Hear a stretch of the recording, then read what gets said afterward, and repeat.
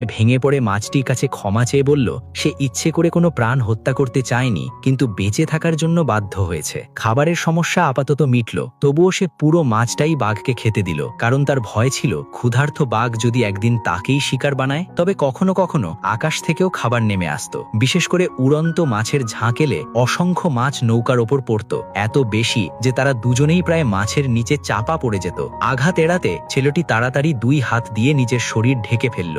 বাঘটি এসবের তোয়াক্কা না করে বড় বড় ফ্লাইং ফিশ খেতে শুরু করলো। অবশেষে অনেক দিন পর পেট ভরে খাওয়ার সুযোগ পেয়েছে সে। কিন্তু হঠাৎই একটি বিশাল ব্লুফিন টুনা মাছও উড়ন্ত মাছের ঝাঁকের সঙ্গে সমুদ্র থেকে লাফিয়ে উঠল। প্রথমে ছেলেটি ভাবল মাছটি বুঝি তাদের ওপর আক্রমণ করতে এসেছে, কিন্তু পরক্ষণেই বুঝল এত বড় মাছ তো তাদের কয়েকদিনের খাবারের ব্যবস্থা করে দিতে পারে, তাই সে সুযোগটা হাতছাড়া করল না। খুব দ্রুত ছেলেটি আর বাঘটি মিলে মাছটির সঙ্গে লড়াই শুরু করল। ছেলেটি হাতে থাকা কাঠি দিয়ে জোরে আঘাত করতেই তার সাহসী ভঙ্গিতে মাছটি ভয় পেয়ে সমুদ্রে ফিরে গেল। এদিকে বাঘটি ভয়ে একপাশে সরে গিয়ে চুপচাপ মেঝেতে পড়ে থাকা ছোট মাছ খেতে লাগলো। বাঘের এমন আচরণ দেখে ছেলেটি ঠিক করল এবার ওকে পুরোপুরি নিজের নিয়ন্ত্রণে আনবে। নৌকায় থাকা সব উড়ন্ত মাছ শেষ হয়ে গেলে সে একটি কাঠি দিয়ে বাঘটিকে খেলতে উস্কাতে শুরু করলো। স্বভাবগত কারণেই বাঘটি খুব দ্রুত কাঠিটির প্রতি আকৃষ্ট হয়ে পড়ল, কিন্তু সে তো আর সাধারণ বিড়াল নয়। বারবার উস্কানি পেয়ে শেষ পর্যন্ত সে বিরক্ত হয়ে উঠল। ঠিক তখনই ছেলে এক ধমক দিতেই বাঘটি আবার শান্ত হয়ে পিছিয়ে গেল।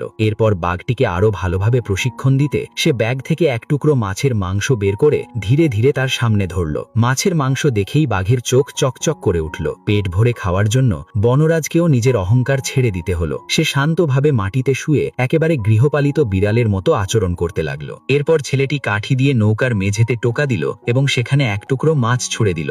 বাঘটি বিনা দ্বিধায় সেখানে গিয়ে খাবারটি খেলো। তারপর সে নৌকার অন্য পাশে আরেক টুকরো মাছ ছুড়ে দিল। এভাবে কয়েকবার অনুশীলনের পর যেন পৃথিবীর প্রথম বুনো গৃহপালিত বিড়ালের জন্ম হলো। পেট ভরে খাওয়ার পর ছেলেটি শুধু একবার ধমক দিতেই বাঘটি শান্তভাবে নিজের জায়গায় ফিরে গেল। টানা অর্ধ মাসের চেষ্টায় সে অবশেষে বাঘটিকে পুরোপুরি বশে আনতে সক্ষম হলো। যদিও এক মানুষ আর এক বাঘ শান্তিপূর্ণভাবে একসঙ্গে থাকতে শিখেছিল, তবুও তাদের সামনে নতুন একটি সমস্যা দেখা দিল। কিভাবে তারা আবার স্থলভাগে ফিরে যাবে? একদিন হঠাৎ দূরে সমুদ্রের বুকে একটি জাহাজ দেখা গেল। ছেলেটি দ্রুত সিগন্যাল গান বের করে একের পর এক ফ্লেয়ার ছুড়ল, কিন্তু জাহাজটি এত দূরে ছিল যে কেউই তা দেখতে পেল না। সব সিগন্যাল শেষ হয়ে যাওয়ার পরও কোনো উদ্ধারকারী দল আর এলো না। এভাবেই দিন কেটে যেতে লাগলো। দীর্ঘদিন সমুদ্রে ভেসে থাকার কারণে ছেলেটি ধীরে ধীরে বাস্তবতা আর কল্পনার পার্থক্য হারিয়ে ফেলতে লাগলো। সে প্রায়ই পানির মধ্যে নানা প্রাণী আর নিজের প্রিয় মানুষটির মুখ দেখতে পেত, কিন্তু দুর্যোগ কখনো আগাম জানিয়ে আসে না। একদিন ভয়ঙ্কর এক ঝড় ধ্বংসের রূপ নিয়ে তাদের দিকে ধেয়ে এলো। তাদের ছোট্ট নৌকাটি উত্তাল ঢেউয়ের মাঝে শুকনো পাতার মতো